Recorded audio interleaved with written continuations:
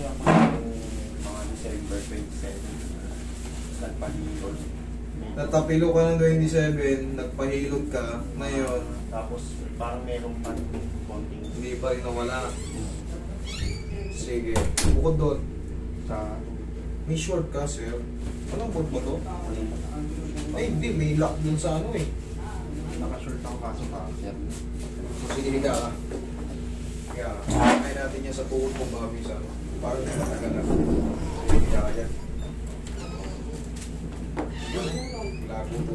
At dahil yung pag magpapa-ice kayo ng tuhod, o ice ka ng kita, mag-short kayo pang basketball o kaya dahil sa mga lalaki kasi ito, mahirapan kayo. Natandaan niya, no? Naiipit. No?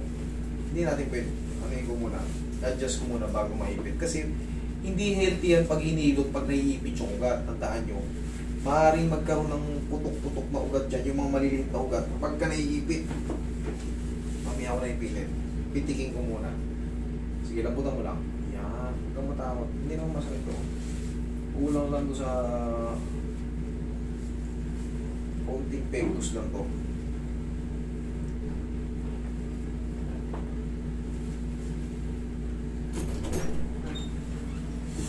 Natutupi lang mo pala konti lang mo.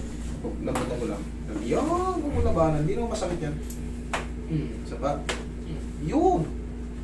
Tapos na. Oh, pahingay mo na muna. Adjust na natin pa. Uli na yun. Uli na tong eto.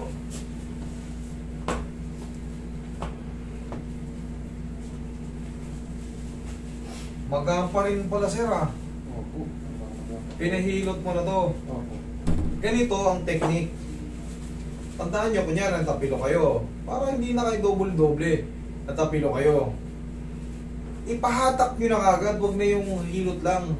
Pagka alam nyo pilay kayo, sarilihin nyo na pa, hindi rin kayo gumastos. Tapos, panoorin nyo yung video ko dyan na tutorial ng tapilok. Ayos na kagad to. Kasi pag pinahilot nyo lang din to sa mga regular lang, kahit anong haplos dyan, hindi ma-adjust yun na sa loob. Kaya ang sinasabi ni sir, may naiiwan dito. May masakit sa gitna, may masakit sa gano'n. Kailangan talaga yan, hatake na. Saka huwag kayo magpapa-adjust. Sa kinabukasan, masakit. Okay, relax na. Isa pa. Yun, oh. Thank you. Ganun ang adjust yung tumutunog sa loob. Tapos ito, pang sureball lang to sa mga talos. Perfect. Yun ang pang-adjust ng tapilok.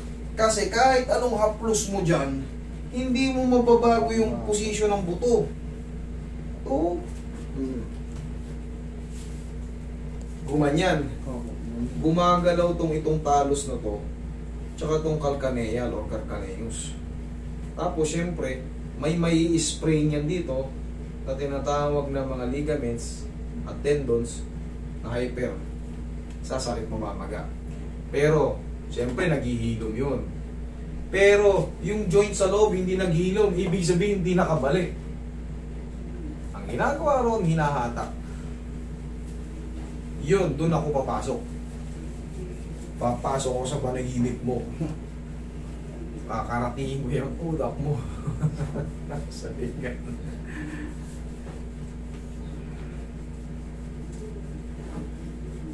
Kita mo yung bilog niya?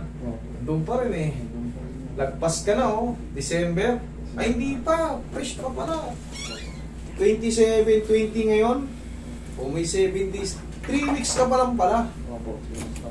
Lagpas ka lang ng 1 linggo. Ang normal kasi yung tapilok, 2 weeks lang. Wala na yung paga. Ito may paga pa eh. May bilog pa eh. Kaya pumunta na ako. Tatagal pa to pag hindi mo pinayos. Pero yan, matitira lang yan ng konting parang ilang ng konti. Bakit? Siyempre ito, ganito kalaki. May parang iipit pa ng konti. Pero 3 days, wala na eh. 3 to 4 days. Hindi pa po ako yung malilinan. Pwede. Pwede naman, paalan to eh. Huwag lang yung mga traction na ginawa. Tapos, full body massage. Yun ang hindi pwede maligo. Pero ito sa paa, wala to. Pahinga, Roy. Pagka kayo nagpa-traction, nagpa-pull cracking, tapos massage, yun ang huwag nyo iligo. Pero itong tapilok lang, yan. Kung maliligo kayo mamayang gabi, okay lang. Pero kung nagtitipid kayo, sa umaga na kayo maligo, mas okay yun. Tandaan nyo, hindi nakakamatay, hindi pagligo. Kaya nga, kita nyo mga taong grasa, naliligo ba yan? Nakita nyo ba naligo? Hindi. Namatay ba? Hindi.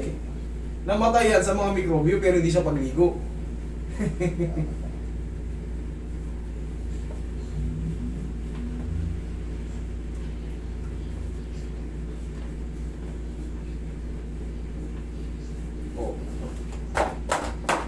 Check this out.